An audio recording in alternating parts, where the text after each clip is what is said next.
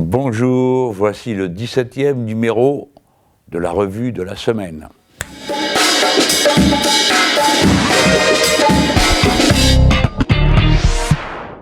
Bon, mes amis, la revue de la semaine, elle ne va pas être comme les autres, là. Il y a vraiment quelque chose qui m'a absolument révulsé, hein, et je pense que, comme moi, des milliers parmi vous.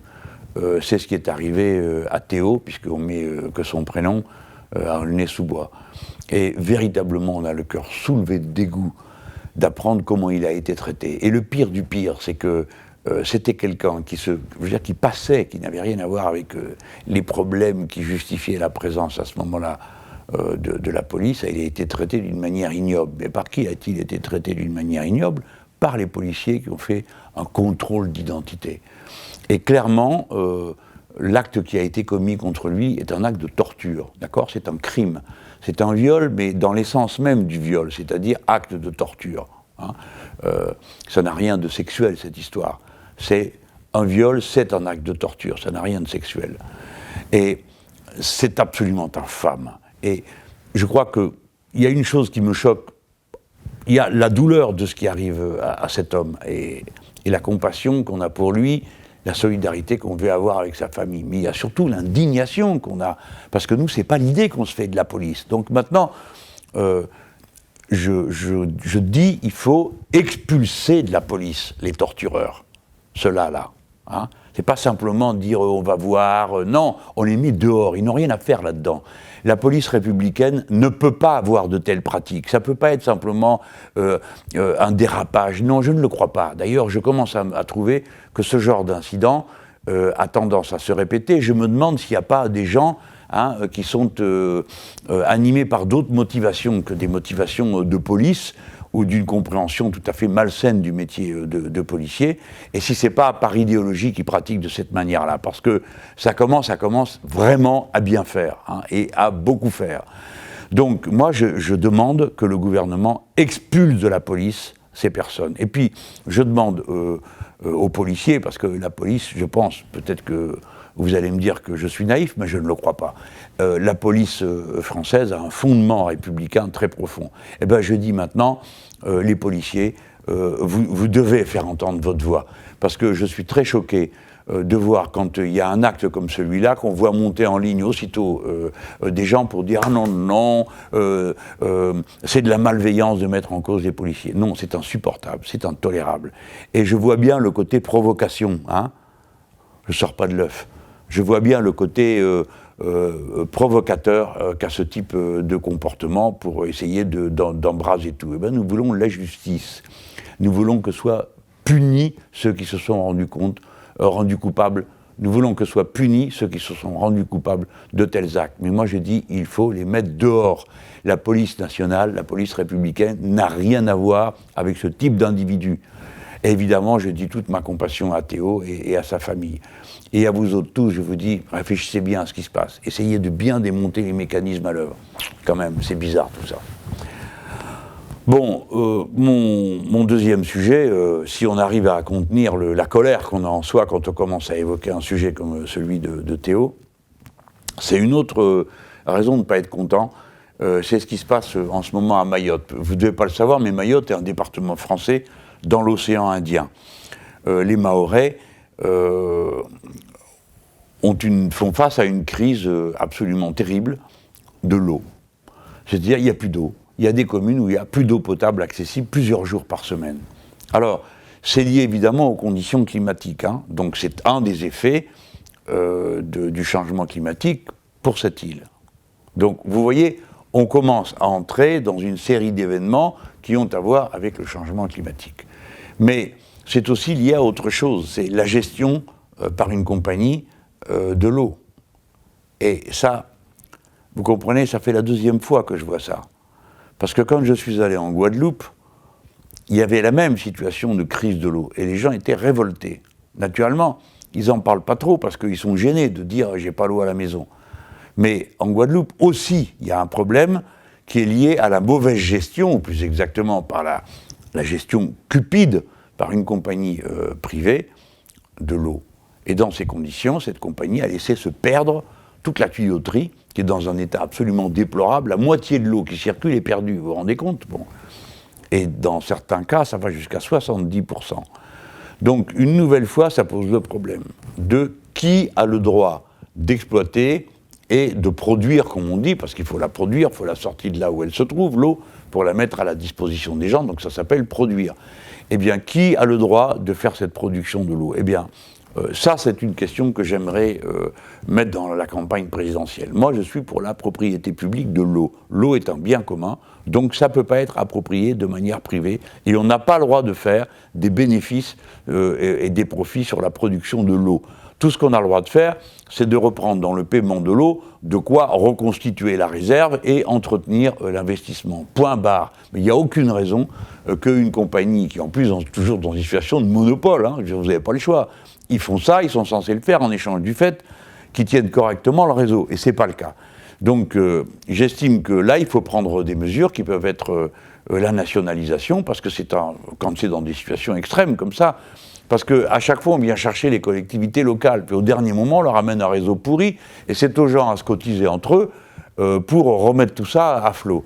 Eh bien, j'estime que le pays doit être solidaire de tous ses membres, de tous ses concitoyens. Et donc, nous, on n'a pas à dire « Ah bah là-bas, c'est Mayotte, c'est loin, ils ont qu'à se débrouiller ». Non, nous sommes tous concernés par ce qui arrive à Mayotte, et nos compatriotes ont le droit à l'eau, exactement comme nous ici en métropole. C'est une situation qui n'est pas acceptable. Alors, je vous donne rendez-vous bientôt, parce que dans un meeting, je vais en parler. Peut-être que ce sera celui que je fais à Strasbourg le 15 prochain, là, le 15 février prochain, je fais un meeting à Strasbourg. Peut-être que je vais parler de l'eau à ce moment-là, parce que je trouve que maintenant, les exemples sont de plus en plus nombreux. Et donc, j'ai un peu de temps pour préparer mon argumentaire d'ici là. Parce qu'il y a il y a un très beau livret qui a été rédigé sous la houlette de quelqu'un qui, autour de moi, joue un rôle central sur ces questions de l'eau, qui est Gabriel Amar, qui a écrit plusieurs livres sur la question, et qui est le pilote, avec d'autres, hein, bien sûr, du livret sur l'eau. Et vous allez voir que dans ce domaine, comme dans tous les autres, mon équipe est extrêmement précise. Hein. Nous sommes prêts demain, si vous nous élisez, on est prêts à mettre en place le nouveau système. Il n'y a pas d'histoire. Hein. Une chose que je ne veux pas laisser de côté, c'est ce qu'on est en train d'essayer de faire ensemble. Vous qui décidez de vous abonner et qui suivez mes revues de la semaine, et moi, évidemment, qui les produis. On a dit depuis le début qu'on n'avait pas seulement l'intention de passer un bon moment ensemble, mais qu'on essayait de construire un canal de diffusion d'informations, d'expression politique, à côté du circuit de l'officialité, c'est-à-dire tout ce qui est officiel dans les médias, parce que on n'en est pas content. Et qu'on veut garder cette capacité de parler directement. Et c'est ça que j'ai proposé au départ, c'est ça qui vous a plu, et raison pour laquelle vous avez décidé de m'aider en mettant des pouces bleus, ce que vous continuez à faire, pour faire monter ma vidéo dans les classements, et de vous abonner en nombre. D'ailleurs, vous savez qu'on vient de passer le cap des 200 000. Hein. Alors c'est très important, ce cap d'abonnés à 200 000, parce que ça nous rapproche de plus en plus du niveau ordinaire d'une émission d'infos en continu, et lorsque nous avons des pics, naturellement, on dépasse le niveau, le seuil des émissions d'infos en continu. Et là, ce week-end, c'était très intéressant parce que au moment du meeting de Lyon, vous savez, il y avait un meeting à Lyon et mon hologramme apparaissait à Paris. Alors où suis-je? À Lyon? Et maintenant, à Paris.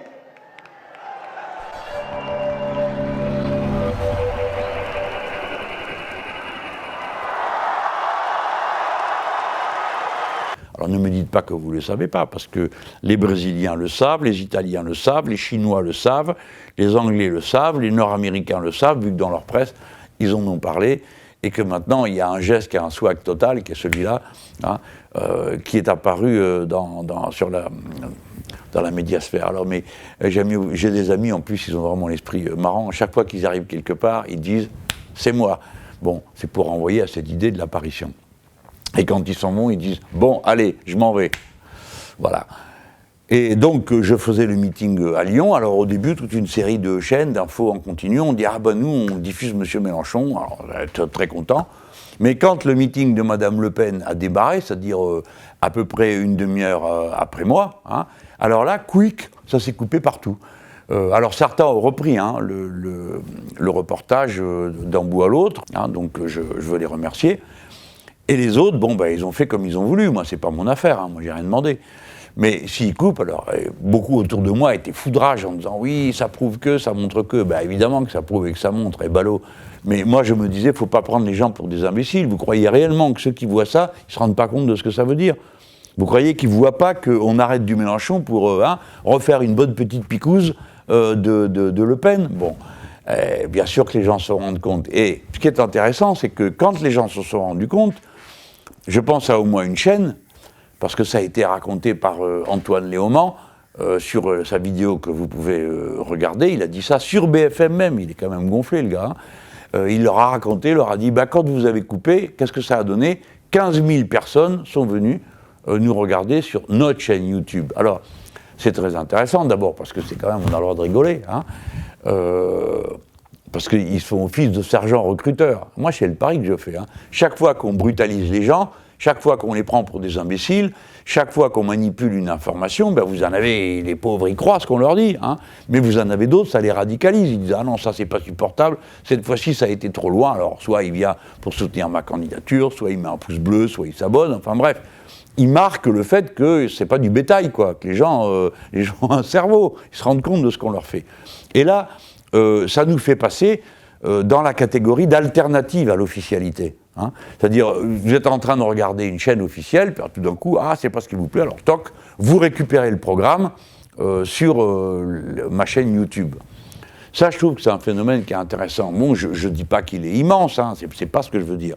Mais ça veut dire que la pente est prise, et nous commençons à entrer dans une zone où nous sommes en compétition avec l'officialité, et ça, je trouve que c'est un phénomène médiatique qui est intéressant. Je vous parle d'une chose dont il n'a pas été beaucoup question, c'est les manifestations de masse qu'il y a actuellement en Roumanie contre la corruption et le gouvernement qui vient tout juste d'arriver, qui est un gouvernement social-démocrate, c'est l'international PS, qui vient d'arriver au pouvoir et il remplaçait une équipe de droite qui était vraiment très mal vue par la population.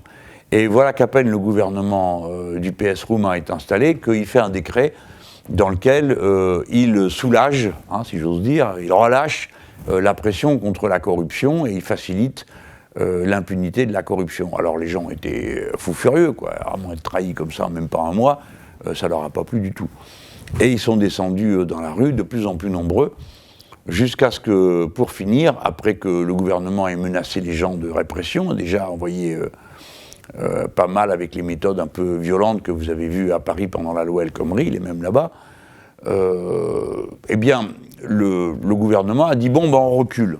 Donc ils ont changé le décret, ils disent qu'ils vont le changer, ils l'ont retiré, ils vont le changer, et ils disent, oui, mais maintenant, il faut arrêter de manifester, parce que si jamais vous continuez, ça prouve que c'est un coup monté. C'est-à-dire qu'ils prennent l'affaire contre eux, ils n'ont pas bien compris. Les gens, ils manifestent contre la corruption. Et c'est si eux protègent la corruption que les gens manifestent contre eux. Ça, c'est pas trop dur à comprendre. Mais c'est exactement ce que je dis dans combien d'autres domaines. Ce type de gouvernement prend comme un complot politique ce qui, en réalité, bien sûr, finit par les viser eux, mais au départ est une protestation contre autre chose. Prenons un exemple. Les gens qui ont fait les manifs contre la loi El Khomri protestaient contre la loi El Khomri, contre son contenu, contre la trahison que ça représentait pour les gens qui avaient eu confiance dans ce gouvernement PS. Puis comme le gouvernement PS a répondu en matraquant tout le monde, alors évidemment, après, c'est devenu une opposition absolument fondamentale à ce gouvernement. Donc là, on a le même phénomène. Mais quand même, je suis un peu inquiet, parce qu'il y a une autre caractéristique à ce mouvement, et je vous demande d'y réfléchir, c'est que les gens, ils démarrent, ils font des manifs contre la corruption, ils se font récupérer en cours de route, puisque personne n'est là pour exprimer leur colère d'une manière positive. Je veux dire, le seul parti d'opposition qu'il y a, justement, il est au pouvoir, et c'est le PS. Or, c'est justement lui qui a fait cette manœuvre qui facilite la corruption. Donc, que font les gens qui sont là? Plus ou moins politiquement, ils n'ont pas le choix, ils sont récupérés politiquement, mais récupérés au sens le plus simple du terme. C'est-à-dire que ceux qui viennent devant et qui disent « Ah, c'est pas acceptable, c'est dégueulasse, etc. » Qui c'est? C'est précisément le parti de droite qui avait été renversé peu de temps auparavant. Et évidemment, dès lors qu'un parti de droite se met en mouvement, tous ses bons amis sont là. Alors vous avez le département d'État des États-Unis d'Amérique, s'intéresse de très près à la corruption en Roumanie, tu parles, hein, qui a fait état de sa préoccupation, de son inquiétude à l'égard de la corruption. Parce que bien sûr, il n'y en a pas aux États-Unis, donc ça leur donne le droit d'avoir un avis sur ce qui se passe en Roumanie. Et un peu plus suspect, c'est évidemment l'Union européenne qui est venue à la charge. Imaginez l'Union européenne qui est dirigée par M. Juncker, a un avis sur la manière de gérer correctement les cas de corruption en Roumanie. C'est énorme cette histoire. Mais surtout, c'est comme d'habitude, c'est-à-dire les manifestants de droite, eux, ils viennent à la manif, pas avec le drapeau de la droite, avec le drapeau de l'Europe, comme ça, pas vu, pas pris. Hein. Et ça fait très européen, et ça justifie qu'on fasse croire que l'Europe est très préoccupée par les questions de corruption, alors qu'elle ne fait pas grand-chose, il faut bien le dire. Parce que si elle était contre la corruption d'une manière déterminée, commencerait par fiche dehors l'armée de lobbyistes qui sont là, en permanence et d'une manière tout à fait officielle autour des membres de la commission ou des parlementaires. Il paraît qu'il y a 9 lobbyistes. Hein. Un lobbyiste, c'est quelqu'un qui vient faire de l'influence, comme on dit, sur les parlementaires. Il y en a 9 pour chaque député européen. Personnellement, j'en ai jamais vu un. Donc il y en a qui veulent en avoir beaucoup plus pour eux, puisqu'il y a des gens comme moi à qui, les lobbyistes, ça leur vient pas à l'esprit d'essayer de m'influencer, ils n'ont pas tort, parce qu'ils seraient reçus d'une manière assez rude. Bon, donc, tenez à l'œil les gens, tout ce qui est en train de se passer, comme ça, en ce moment, dans et autour de l'Europe. Vous voyez qu'il y a beaucoup de mouvements populaires, beaucoup de mouvements anti-corruption, beaucoup de mouvements anti-oligarques, parce que c'est ce que disent là-bas les gens en Roumanie, sont contre les oligarques. C'est la caste, vous savez, ce petit milieu qui tient tout à quelques-uns et qui manipule les médias, les hommes politiques comme des marionnettes. On voit les ficelles tellement c'est gros. Ouais. Surveillez ça, parce que moi ça m'inquiète. Pas parce que les gens se mettent en mouvement contre la corruption, ça je trouve ça très bien, mais parce que je trouve que tout le continent là est en train d'entrer en ébullition, pays après pays, un après l'autre. Ici c'est tel sujet, là-bas c'est un autre. Bon, et cette ébullition, elle peut aller du bon côté, mais encore faut-il qu'il y ait la possibilité d'une expression. Hein. Bon, nous ici en France. Évidemment, vous voyez bien que toute la bouillasse autour de Fillon, bon, ben, ça alimente plutôt Madame Le Pen hein, aujourd'hui. Mais en même temps, il y a une alternative qui existe, que ma candidature représente. Donc si vous n'êtes pas d'accord avec tout ça, vous avez un moyen de le dire d'une façon non barbare, hein, non sauvage, non obscurantiste, qui est de venir faire équipe avec les insoumis. Mais il y a des tas de pays où ça n'existe pas, il n'y a rien du tout. C'est vous choisissez entre pareil et même, les corrompus de droite ou les corrompus soi-disant sociodémocrates. Voilà. Vous avez dû vous demander ce que c'était que cet objet qui est à côté de moi. Il s'agit d'une création en verre, une création unique. Elle a été réalisée par Eddy Légus, qui est meilleur ouvrier de France et qui me l'a remis à l'occasion de mon passage à Champagné. Alors, Champagné, c'est en Haute-Saône, et il y a un petit film qui rend compte de mon séjour là-bas, et du discours que j'ai fait, parce que c'était le jour où je voulais célébrer l'abolition de l'esclavage, car cette abolition de l'esclavage, la première, a eu lieu le 4 février 1794. Et j'ai fait un discours pour célébrer ce moment-là. Personne d'autre, je crois, que moi, n'a fait ce jour-là quelque chose sur ce sujet. L'abolition, le jour officiel de l'abolition, c'est le 10 mai. Et on célèbre en général cet événement dans le jardin du Luxembourg, où il y a une statue sur ce sujet, l'inauguration de laquelle j'avais participé à l'époque. C'est un événement qui n'était pas banal, vu que c'est le moment où M. Sarkozy était élu président, et M. Chirac l'était toujours. Donc on avait 2 présidents ce jour-là, et je trouve que c'était assez fort. Et bon, je suis allé faire ce discours, et Eddy est venu m'offrir ça, c'est son cadeau de meilleur ouvrier de France. Et en même temps, il a prévu de faire une série de filles de cette nature en verre qu'on peut porter en collier. Et donc on va bientôt le vendre sur le site JLM 2017. Parce que, bon, vous savez que le FI, c'est l'emblème que nous avons l'intention de faire vivre, de populariser autant qu'on peut, et ça m'aiderait bien si vous me donniez un coup de main à le faire. Peut-être que vous avez regardé le film sur mon meeting à Lyon, vous voyez le FI sur les murs, un peu partout, Et je crois que, bon, ce film nous appartient. Je dis nous appartient à la France insoumise, parce que, vous savez, par les temps qui courent, on voit des choses absolument incroyables. Tenez, par exemple, il y a un type qui est un vrai voyou, qui a déposé le nom jlm2017.com. Hein, jlm2017.com, c'est très voisin de jlm2017.fr. Alors, on a dit, mais qu'est-ce que c'est cette histoire? Quelqu'un s'approprie mes initiales, hein? Oui, il s'est approprié. Vous savez pourquoi faire? Pour me le revendre. Alors, il a pris contact et il dit, eh ben voilà, si vous voulez récupérer, c'est 1 000 €. Je vais payer 1 000 € pour récupérer mon nom. Alors, comme moi, vous connaissez hein, ma façon d'être, hein, comment je l'ai envoyé pète, ça a été réglé en 2 temps, 3 mouvements. Alors, pour me mettre la pression, qu'est-ce qu'il fait? Vous pouvez, alors si vous faites jlm2017.com, il a mis un lien qui renvoie chez Benoît Hamon, hein, genre je te mets la pression et tout ça. J'en ai rien à fiche de lui, de son jlm.com, qui n'est qu'un truc de faussaire, et je sais très bien que Benoît Hamon n'y est pour rien. Et je lui dis qu'il va lui en cuire. Hein.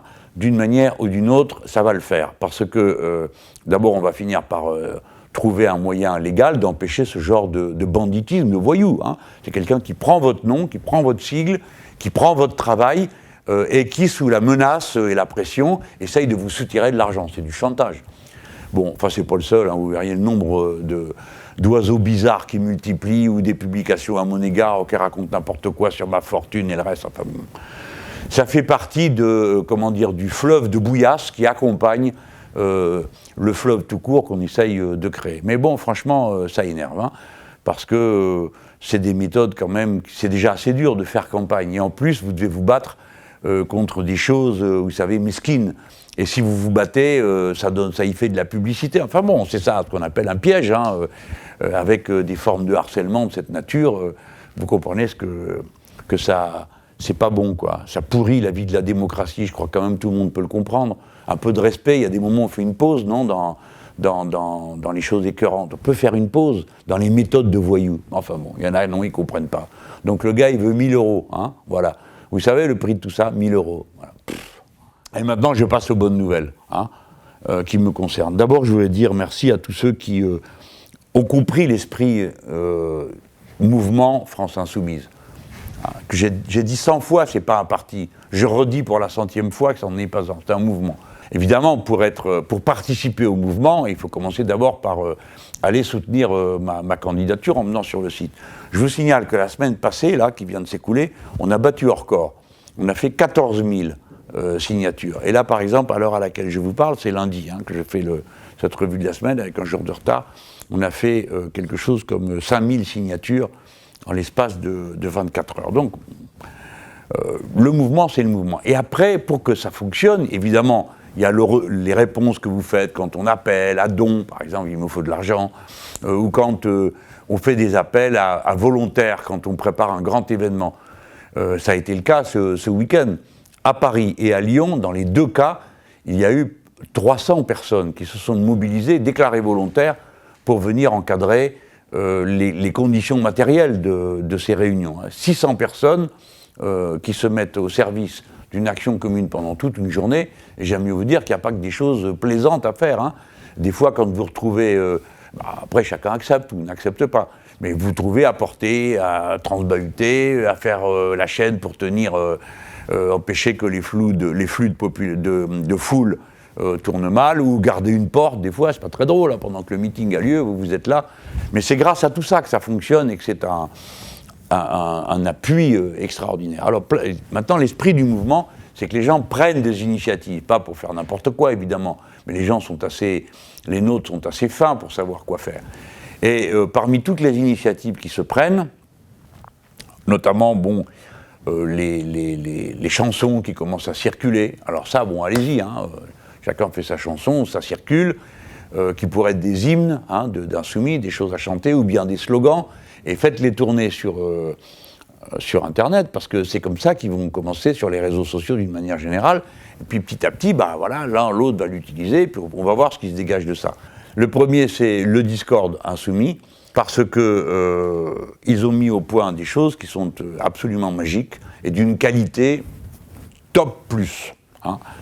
Ils ont en particulier comme ça repris la présentation de tout le programme L'Avenir en commun. Hein. Alors en ce moment, bon, c'est pas disponible parce que il y a une embrouille avec l'éditeur Le Seuil. Moi, je pense que le fait que ce soit disponible en ligne ne va pas ralentir la diffusion du livre programme. Je pense que c'est le contraire. Hein. En tout cas, je veux que vous sachiez que c'est pas moi qui bloque. Hein. Pas moi comme personne. C'est parce qu'il y a des questions de droits d'auteur. Ça, c'est quand même un comble. Il s'agit des droits d'auteur de la France insoumise et que défend l'éditeur. Enfin bon, tout ça va s'arranger, j'en suis sûr, parce que là-dedans, tout le monde est de bonne volonté et que Le Seuil est de bonne volonté. Il faut dire ce qui est. Donc ça va s'arranger.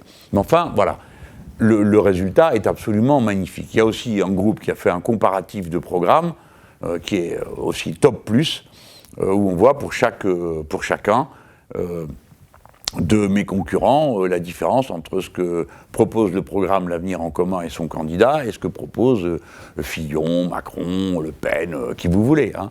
Ça, c'est un travail magique qui a été fait. Et aussi quelqu'un qui a pris l'initiative, qui a fait un travail mais absolument gigantesque, hein, qu'on a du mal à suivre, nous. C'est quelqu'un qui a ouvert une chaîne YouTube dans laquelle il fait un abécédaire de la France insoumise. Alors, c'est sur les questions principales, ou qui lui paraissent principales, mais c'est très pertinent ce qu'il fait. Hein. C'est à la fois de la réponse à des questions fréquemment posées, ou bien c'est de la réponse à un thème particulier qui se trouve dans le programme. Mais c'est un travail de Romain qu'il a fait, parce que pour chaque cas, il a pris un petit extrait de vidéo, c'est moi qui explique le thème ou la proposition. Alors ça, bon, au-dessus, il n'y a pas, quoi.